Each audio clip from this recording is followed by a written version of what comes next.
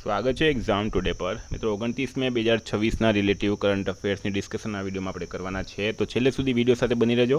Current affairs important topic છે, દરેક એક્ઝામમાં પ્રશ્ન પૂછવામાં આવે છે. ટોપિક પર આવીએ. 29 મે ક્વેશ્ચન નંબર 1 છે, હાલમાં મહિલા સ્વાસ્થ્ય માટે આંતરરાષ્ટ્રીય કાર્યવાહી દિવસ ક્યારે ઉજવવામાં આવ્યો? મહિલા સ્વાસ્થ્ય આંતરરાષ્ટ્રીય કાર્યવાહી દિવસ દર વર્ષે 28 મેના રોજ આ દિવસ મનાવાય છે.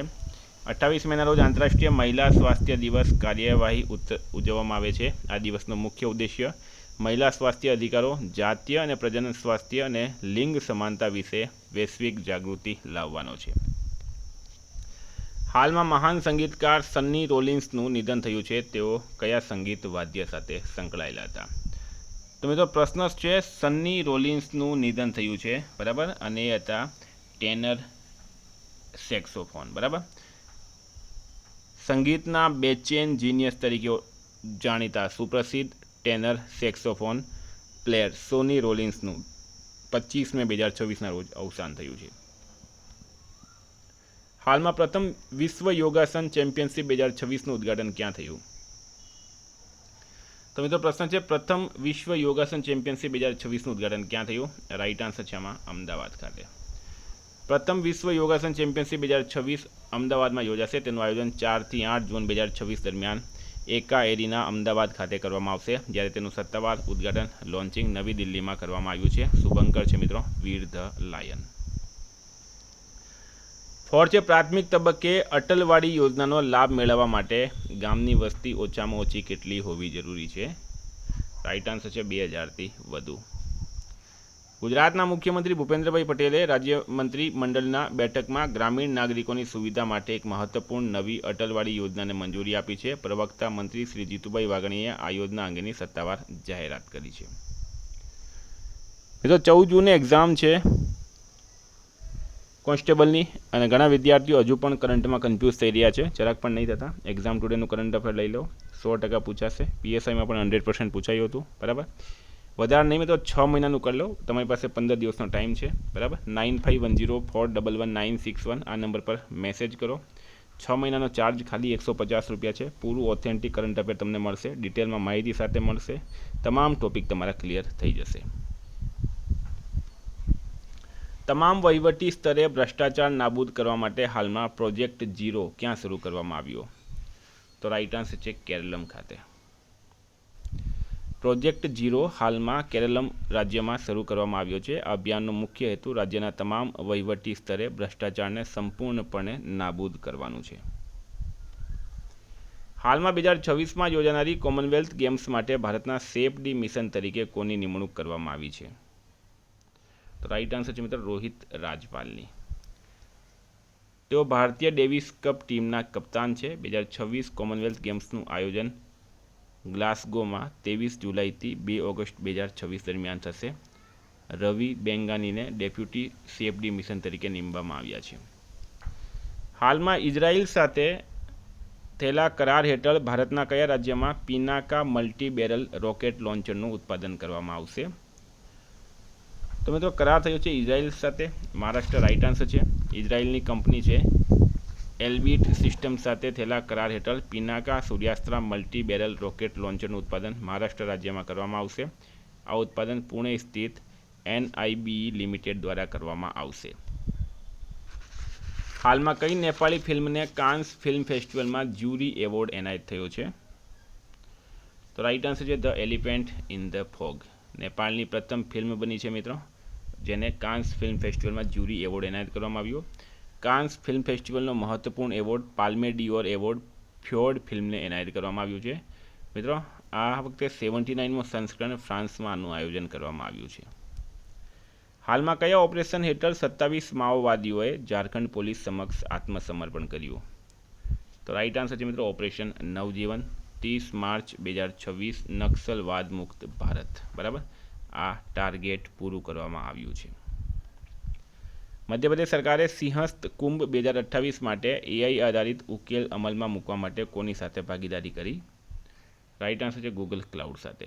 ઉજ્જૈનમાં દર 12 વર્ષે શિપ્રા નદી કિનારે સિંહસ્થ કુંભનું આયોજન થાય છે. AI આધારિત ઉકેલ અમલમાં મૂકવા માટે ગૂગલ ક્લાઉડ સાથે મધ્યપ્રદેશ સરકારે હાલમાં કરાર કર્યો. કયા દેશમાં ભારતીય માતા પુત્ર પરવીન રાની અને તુષારે વિવિધ પ્રાદેશિક પરિષદોની મેયરની ચૂંટણી જીતી છે? રાઈટ આન્સર છે મિત્રો બ્રિટન ખાતે. 23 વર્ષીય તુષારે બોરહેમવુડ ટાઉન કાઉન્સિલના સૌથી યુવા મેયર બનવાનો રેકોર્ડ બનાવ્યો. ત્યારે તેમની માતા પરવીન રાની હર્ટ્સમીર બરો કાઉન્સિલનો હવાલો સંભાળશે. હાલમાં કયું બજાર ભારતને પાછળ છોડીને 5મું સૌથી મોટું શેર બજાર બન્યું? તો ભારતને પાછળ મૂકીને મિત્રો તાઇવાન જે છે એ 5મું સૌથી મોટું શેર માર્કેટ બની ગયું છે. હાલમાં ભારતનો પ્રથમ ભૂ ઉષ્મીય ઉર્જા પ્રોજેક્ટ ક્યાં વિકસાવવામાં આવી રહ્યું છે? ભૂ ઉષ્મીય એટલે કે જીઓથર્મલ. લદ્દાખ રાઈટ આન્સર થશે. ભારતનો પ્રથમ જીઓથર્મલ પાવર પ્લાન્ટ હાલમાં લદ્દાખના પૂના ઘાટીમાં સ્થાપનાની મંજૂરી મળી. 14,000 ફૂટની ઊંચાઈ પર ક્ષમતા છે 1 મેગાવોટ. આ પાવર પ્લાન્ટ માટે ઓએનજીસી સાથે કરાર કરવામાં આવ્યો છે. હાલમાં વિશ્વની બીજી સૌથી મોટી બેટરી ઉર્જા સંગ્રહ પ્રણાલી ક્યાં શરૂ કરવામાં આવી છે? તો રાઈટ આન્સર છે મિત્રો આમાં ગુજરાત ખાતે. વિશ્વની બીજી સૌથી મોટી, ચીનની બહાર સૌથી મોટી single location battery energy storage system ગુજરાતના ખાવડામાં કાર્યરત કરવામાં આવી છે. રાંચીમાં આયોજિત નેશનલ સિનિયર ફેડરેશન કપ 2026માં પુરુષોની શોર્ટ પુટ ઇવેન્ટમાં સમરદીપસિંહ ગિલે કયો મેડલ જીત્યો? તો મિત્રો એમણે જીત્યો છે ગોલ્ડ મેડલ. રાંચીમાં આયોજિત 29મી રાષ્ટ્રીય સિનિયર એથ્લેટિક્સ ફેડરેશન ચેમ્પિયનશિપના અંતિમ દિવસે સમરદીપસિંહ ગિલે અનુભવી તજિંદરપાલ સિંહને હરાવીને પુરુષોની શોર્ટપુટ ઇવેન્ટમાં ગોલ્ડ મેડલ જીત્યો છે. આઈપીએલના ઇતિહાસમાં સતત 4 સિઝનમાં 600 રન બનાવનાર પ્રથમ ખેલાડી કોણ બન્યો? રાઈટ આન્સર છે Virat Kohli. Royal Challengers બેંગલુરુના batsman Virat Kohli આઈપીએલના ઇતિહાસમાં સતત 4 સિઝન 23, 24, 25, 26માં 600થી વધુ રન બનાવનાર પ્રથમ ખેલાડી બની ગયો. તો મિત્રો આ હતા કરંટના પ્રશ્નો. વાત કરીએ રિવિઝનની. 28 મે 2026 આપણે આવી ગયા રિવિઝન પર. હાલમાં રાષ્ટ્રીય ધાતુ દિવસ ક્યારે મનાવવામાં આવ્યો? 26 મે. કયા દેશના વર્તમાન વિદેશ મંત્રી માર્કો રૂબિયો ભારતની મુલાકાતે આવ્યા? અમેરિકા રાઈટ આન્સર છે. રાષ્ટ્રપતિ મુર્મુએ આમા દીદી બહેની બસ સેવા ક્યાં શરૂ કરી? સિક્કિમમાં. અમિત શાહે કઈ સંસ્થામાં ઇનોવેશન એન્ડ ઇન્ક્યુબેશન સેન્ટરનું ઉદ્ઘાટન કર્યું? National institute of design. વૈજ્ઞાનિકોએ કયા રાજ્યમાં લિગ્નાઇટ કોલસાના ભંડારમાં એક દુર્લભ સૂક્ષ્મ સૂર્યમુખી આકારનો ખનિજ પાયરાઇટ શોધી કાઢ્યો? ગુજરાત. કયા રાજ્ય સરકારે જળ માળખાના પુનઃસ્થાપન માટે વંદે ગંગા જળ સંરક્ષણ જન અભિયાન 2026 શરૂ કર્યું? રાજસ્થાન. સરકારે અનુસૂચિત જાતિ યોજનાઓના વાસ્તવિક સમયના દેખરેખ માટે કયું પોર્ટલ અને મોબાઈલ એપ્લિકેશન શરૂ કરી? પીએમ અજય. ભારતમાં ગર્ભપાતનું નિયમન કરતો મુખ્ય કાયદો કયો છે? MTP act 1971. 68મી એશિયન પ્રોડક્ટિવિટી ઓર્ગેનાઇઝેશન બેઠક ક્યાં યોજાઈ? ન્યૂ દિલ્હી ખાતે. ભાજપ સરકારે અન્નપૂર્ણા નાણાકીય સહાય યોજના ક્યાં શરૂ કરી? પશ્ચિમ બંગાળમાં. હાલમાં અપનાપન પુસ્તકનું વિમોચન કોણે કર્યું? એમ વેંકૈયા નાયડુએ. કયા દેશે પરમાણુ સક્ષમ હાઇપરસોનિક ઓરિસ્નિક મિસાઇલનું લોન્ચિંગ કર્યું? રશિયા. કયા દેશના ડોક્ટરોએ હૈદરાબાદના દર્દી પર 3000 કિલોમીટરના અંતરેથી રિમોટ રોબોટિક સર્જરી સફળ કરી? ચીન. કયા વાઘ અભયારણ્યમાં કેનાઇન ડિસ્ટેમ્પર વાયરસને કારણે એક વાઘરનું મૃત્યુ થયું? કાન્હા. હાલમાં કયા રાજ્યમાં લુપ્તપ્રાય સફેદ ગીધ મળી આવ્યું? મધ્યપ્રદેશ. અમિત શાહે હાલમાં પ્રહરી સંમેલન ક્યાં સંબોધ્યું? રાજસ્થાનમાં. 11મી ક્વાડ વિદેશ મંત્રીઓની બેઠક યોજાઈ ન્યૂ દિલ્હી ખાતે.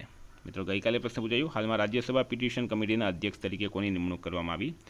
રાઘવ ચડ્ડા રાઈટ આન્સર હતું. આજનો પ્રશ્ન છે, હાલમાં 11મી ક્વાડ વિદેશ મંત્રીઓની બેઠક ક્યાં યોજાઈ હતી? જવાબ તમારે કમેન્ટ બોક્સમાં જણાવવાનો. વિદ્યાર્થી મિત્રો વોટ્સએપ ટેલિગ્રામની લિંક ડિસ્ક્રિપ્શનમાં છે. પીડીએફ માટે 9510411961 પર કોન્ટેક્ટ કરો. Thank you. ફરી મળીશું. જય હિન્દ, જય ભારત.